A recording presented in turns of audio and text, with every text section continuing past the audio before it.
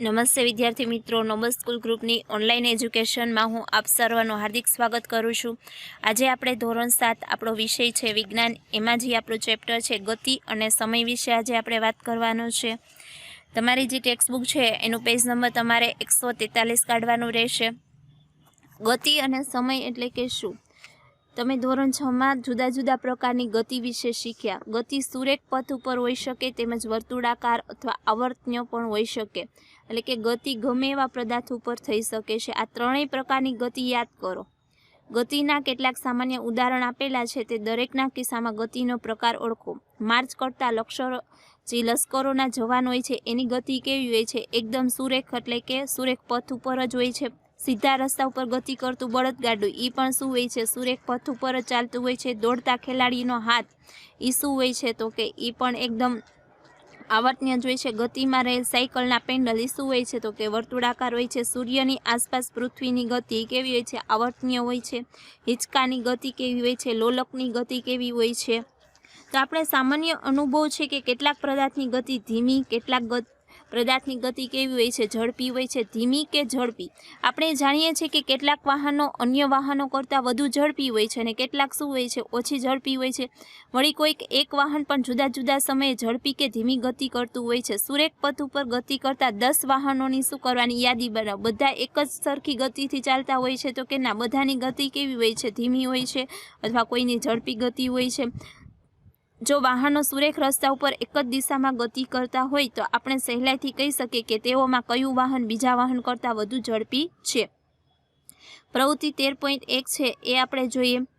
આકૃતિ 13.1 જુઓ, તેમાં રોડ ઉપર કોઈ સમયે એક જ દિશામાં ગતિ કરતા કેટલાક વાહનો બતાવ્યા છે। હવે આપણે આકૃતિ 13.2 જુઓ, જેમાં તે વાહનનો થોડા સમય પછીનું સ્થાન બતાવેલું છે। આ બંને આકૃતિમાં તમારું અવલોકન પરથી નીચેના શું કરવાના છે? આપણને પ્રશ્ન જે પૂછ્યા છે એના જવાબ આપવાના, કે બે ચિત્ર જે તમને આપેલા છે, જો રોડ ઉપર એક જ દિશામાં ગતિ કરતા વાહનો, ને બીજું ચિત્ર છે એમાં જુઓ કે રહેલા વાહન થોડા સમય પછીનું અંતર, તો કે બધા, જો પહેલા જે ચિત્ર છે એમાં જુઓ અને બીજું જે ચિત્ર છે એમાં જો, બધાની ગતિ શું બેયમાં એક જ સરખી છે? ના, તો કે બધાની ગતિમાં શું થાય છે? તો કે ફેરફાર થાય છે। તે સમયે તમારી સાયકલના પેન્ડલ મારવાનું શરૂ કરો। 5 મિનિટ બાદ બસ વડે કપાયેલ અંતર કરતાં તમારા વડે કપાયેલું અંતર ઘણું ઓછું હોય છે। જો આપણે સાયકલ અને બસ દ્વારા સમજવાનું કે બસ હોય છે એ સ્પીડમાં દોડે છે અને સાયકલ હોય છે શું છે? તો કે ઓછી ઝડપ હોય છે। એમાં આપણે વારંવાર કહીએ છીએ કે ઝડપી વાહનની ઝડપ વધારે હોય છે। 100 મીટરની રેસમાં કોની ઝડપ સૌથી વધુ છે તે નક્કી કરવું સરળ છે। જે 100 મીટરનું અંતર કાપવા માટે ઓછામાં ઓછો સમય લે છે એની ઝડપ શું હોય છે? તો કે વધુ હોય છે। ઝડપ એટલે કે શું? તો કે સ્પીડ। તો ઝડપ શબ્દથી પરિચિત છો। ઉપર આપેલા ઉદાહરણ ઓછા સમયગાળામાં આપેલું અંતર કપાય કે આપેલા સમયગાળામાં વધુ અંતર કપાય તેવો નિર્દેશ તથા હોવાનું લાગે છે। એક જ સમયગાળામાં બે કે તેથી વધુ વાહનો પૈકી તેમણે કાપેલા અંતરની સરખામણી કરવાથી કઈ વાહનની ઝડપી ગતિ છે એ આપણે જાણી શકીએ છીએ। જો આપણે સાયકલ અને બસ દ્વારા જોયું કે આપણે જે અંતર છે બસમાં છે એ આપણે એક જગ્યાએથી બીજી જગ્યાએ જવા માટે અડધી કલાક થાય છે, તો સાયકલમાં 1 કલાક, તો બસ છે એ ઝડપી ગતિ કરે છે।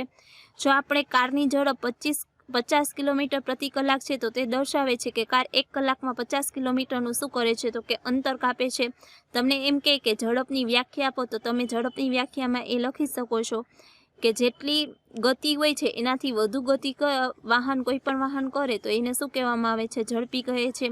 વાસ્તવમાં તે ધીમેથી ગતિનો પ્રારંભ કરીને ત્યારબાદ તે ઝડપ પકડે છે। આથી જ્યારે આપણે કહીએ છીએ કે કારની ઝડપ 50 કિલોમીટર પ્રતિ કલાકની છે, ત્યારે આપણે સામાન્ય રીતે 1 કલાકના સમયગાળામાં તેણે કાપેલું અંતર ધ્યાનમાં લઈએ છીએ।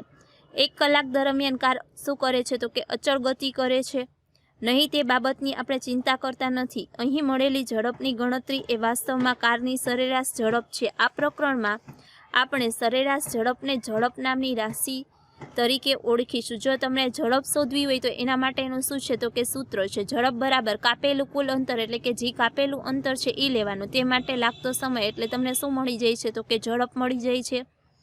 સમયનું માપન, જો તમારી પાસે ઘડિયાળ ન હોય તો દિવસમાં કેટલા વાગ્યા છે તે તમે કેવી રીતના નક્કી કરી શકો? એટલે કે જો આપણા જે પૂર્વજો હતા એ શું કરતા? તો કે ત્યારે ઘડિયાળ નહોતી તો એ બધા શું કરે કે સૂર્ય હોય એના આધાર ઉપર નક્કી કરે કે અત્યારે આટલા જ વાગ્યા છે, અને સૂર્ય જે પ્રમાણે ગતિ કરતું હોય છે એ પ્રમાણે એ પોતાને શું કરતા હોય છે? સમય નક્કી કરે છે।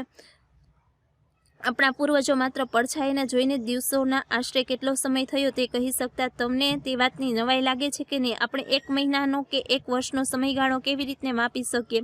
આપણા પૂર્વજોએ નોંધ્યું હતું કે કુદરતમાં બનતી ઘણી ઘટનાઓ ચોક્કસ સમયગાળે પોતાનું પુનરાવર્તન શું કરતા હોય છે. તેમણે શોધી કાઢ્યું કે રોજ સવારે સૂર્ય ઉગે છે. એક સૂર્યોદય બાદ બીજા સૂર્યોદય સુધીનો સમયગાળાને એક દિવસ કહે છે. તે જ રીતે એક અમાસ પછી બીજી અમાસ વચ્ચે માપેલા સમયગાળાને શું કહેવામાં આવે છે? તો કે એક માસ કહેવામાં આવે છે. એટલે કે એક મંથ પૂરો થાય. સૂર્યની ફરતે પૃથ્વીની એક પરિક્રમા પૂર્ણ કરવા માટે લાગતા સમયને શું કહેવામાં આવે છે? તો કે એક વર્ષ કહેવામાં આવે છે. એક દિવસના સમયગાળા કરતાં નાના સમયગાળાને માપવાની આપણને વારંવાર શું કરે છે? તો કે જરૂર પડે છે. ઘડિયાળ અને કાંટા ઘડિયાળ એ સમય માપનના સામાન્ય શું છે? તો કે સાધનો છે. તમને ક્યારેય પણ નવાઈ લાગી છે કે ઘડિયાળ તથા કાંટા ઘડિયાળને કેવી રીતે સમયનું માપન કરે છે? ઘડિયાળની કામગીરી શું હોય છે? જટિલ છે, પરંતુ તે બધી કોઈક આવર્ત ગતિનો ઉપયોગ કરતી હોય છે. આવર્ત ગતિનો એટલે કે જો તમારે શું જોવાનું છે કે ઘડિયાળ હોય છે એના દ્વારા આપણે શું કરીએ છીએ? સમય નક્કી કરતા હોય છે. તો કે ઈ શેના દ્વારા? તો કે સૌથી જાણીતું ઉદાહરણ શું છે? તો કે સાદું લોલક.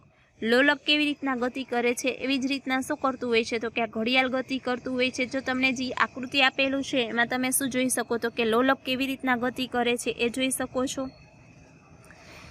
આકૃતિ 3.4માં દર્શાવ્યા મુજબ સાદું લોલક એ દ્રઢ આધાર પરથી દોરી વડે લટકાયેલા ધાતુના નાના ગોળા કે પથ્થરના ટુકડાની રચના કે ધાતુના ગોળાને લોલકનો શું કહેવામાં આવે છે? તો કે બોબ કહેવામાં આવે છે.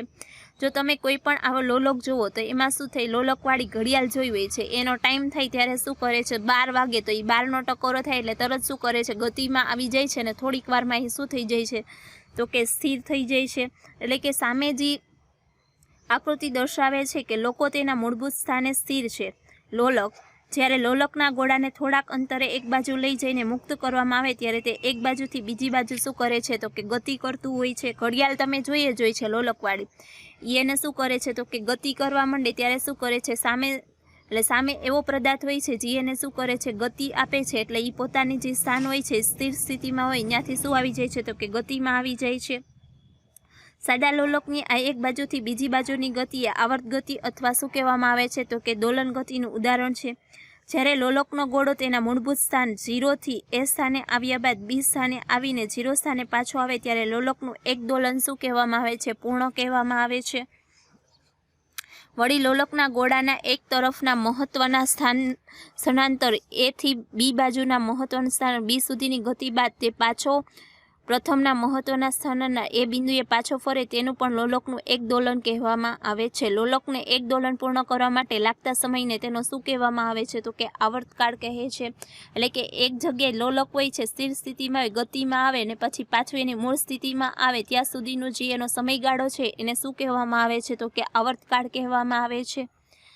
પ્રવૃત્તિ જે 13.2 છે એમાં શું છે? આશરે 1 મીટર લંબાઈની દોરી, એટલે કે તમે પણ ઘરે શું કરો છો? તો કે લોલક તૈયાર કરી શકો. 1 મીટર લાંબી શું કરવાની? દોરી પાતળી લેવાની.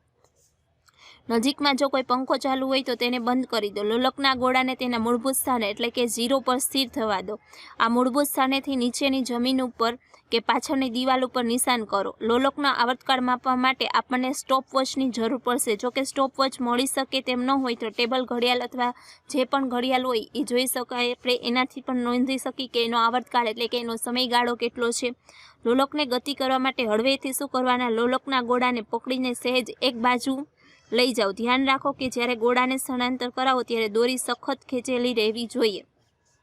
જો એવી રીતના ન હોય તો એ શું થઈ જાય? તમને જે આવર્તકાળ છે એનો સમયગાળો વ્યવસ્થિત મળી શકતો નથી. લોલકના 20 દોલન માટે સમયગાળો શું કરવાનો છે? તો કે માપો. અને અવલોકન જે તમારે જે અલગ અલગ જે તમને મળે છે એનું માપ એ તમારે શું કરવાનું છે? જે કોષ્ટક છે એની અંદર તમારે નોંધવાનું રહેશે. 20 દોલન માટે મળતા સમયગાળાને 20 અંક વડે ભાગતા આપણને 1 દોલન મળે. એટલે કે 1 દોલન કેવી રીતના આપણે મેળવી શકીએ છીએ એ તમે જોયું. જો સાદા લોલકનો આવર્તકાળ, દોરીની લંબાઈ કેટલી છે? 100 મીટર. 20 દોલન માટેનો સમયગાળો કેટલો છે? 42 સેકન્ડ. અને આવર્તકાળ કેટલું છે? 2.1. તો તમારે જો બીજા બે છે એ કોષ્ટક તમારે શું કરવાનું છે? પૂર્ણ તમે કરી શકો છો. વિદ્યુત એટલે કે ઇલેક્ટ્રોનિક પરિપથો ધરાવે છે. આ ઘડિયાળને શું કહેવામાં આવે છે? ક્વાર્ટર્સ ક્લોક કહેવામાં આવે છે.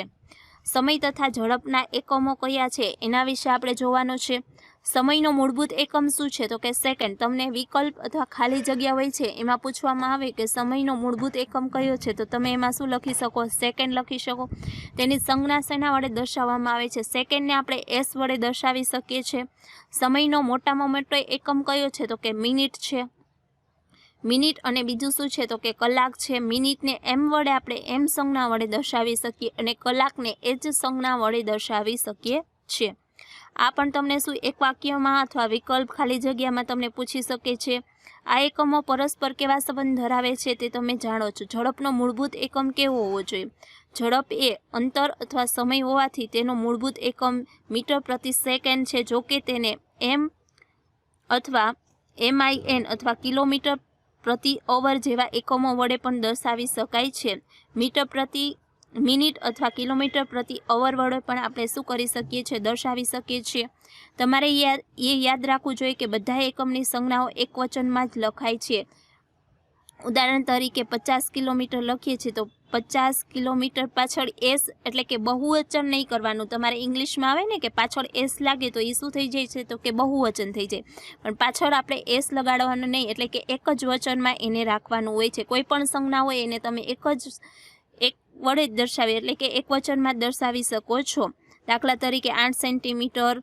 જો 8 પછી સેન્ટીમીટર પછી એસ પાછો લાગે નહીં, કેમ કે એ બહુવચન છે. બહુવચનમાં સંજ્ઞા ક્યારે આવી શકે નહીં. 1 સેકન્ડનો સમયગાળો કેટલો મોટો કે નાનો છે? તેમનાથી મોટી 2001 બોલતા જે સમય લાગે છે લગભગ 1 સેકન્ડ હોય. મોટેથી 2001 થી 2010 સુધી બોલીને ખાતરી કરો કે સામાન્ય રીતે તંદુરસ્ત પુખ્ત વ્યક્તિની આરામની અવસ્થામાં તેનું હૃદય 1 મિનિટમાં લગભગ કેટલી વાર ધબકતું હોય છે? 72 વાર, એટલે કે 10 સેકન્ડમાં 12 વખત ધબકે છે. બાળકો માટે આ દર સહેજ વધુ હોય છે. જો તમને છે ખાલી જગ્યામાં પૂછી શકે છે કે પુખ્ત વ્યક્તિનું આરામની અવસ્થામાં તેનું હૃદય કેટલી વખત ધબકે છે તો કે 72 વખત ધબકે છે. એ તમારે યાદ રાખવાનો છે અને નીચે અંડરલાઇન કરવાની રહેશે તમારે. લોલકના ઘડિયાળના પ્રચલિત બન્યા તે પહેલાં દુનિયાના જુદા જુદા ભાગોમાં સમયના માપન માટે ઘણા સાધનો વપરાતા. છાયા યંત્ર, જળઘડી, રેત ઘડી આવી રચનાઓ કેટલાક ઉદાહરણ છે. આ સાધનોની જુદી જુદી રચનાઓ દુનિયાના જુદા જુદા ભાગમાં વિકાસ પામી છે. જો રેત ઘડી હોય છે, પછી જળ ઘડી છે, એ બધા તમને જે ટેક્સ્ટ બુક છે એમાં તમને ઉદાહરણ આપેલા છે. ઝડપનું માપન, સમય અને અંતરનું માપન કેવી રીતે કરવું તે આપણે શીખી ગયા. પણ તમે પદાર્થની ઝડપની ગણતરી કેવી, એટલે કે કોઈ પણ પદાર્થ કેટલી ગતિમાં છે, કેટલી ઝડપમાં છે, એનું આપણે શેના ઉપર આધાર કરી શકીએ છીએ? તો ચાલો આપણે જમીન ઉપર ગતિ કરતા દડાની ગતિ અથવા એનું શું કરીએ તો કે ઝડપ માપીએ. પ્રવૃત્તિ જે 13.3 છે એમાં જોઈએ કે જમીન ઉપર ચોક પાવડર અથવા ચૂનાથી સીધી રેખા દોરીને તમારા મિત્રોને તેનાથી 1 કે 2 મીટર દૂર ઊભા રહેવાનું કહો. આ રેખાને લંબ દિશામાં જમીન ઉપર હળવેથી દડાને શું કરવાનું છે? રગડવાનું છે. દડો રેખાને ઓળગે ત્યારે તેને અટકી જાય ત્યારે તે માટેની સમયની નોંધ કરો. દડાને અટકી જવા માટે કેટલો સમય લાગે છે એ શું કરવાનું છે? નોંધવાનું રહેશે. વિદ્યાર્થી મિત્રો, આનું જે આગળનું ચેપ્ટર છે આપણે જે બીજો લેક્ચર હશે એમાં જોશું. Thank you.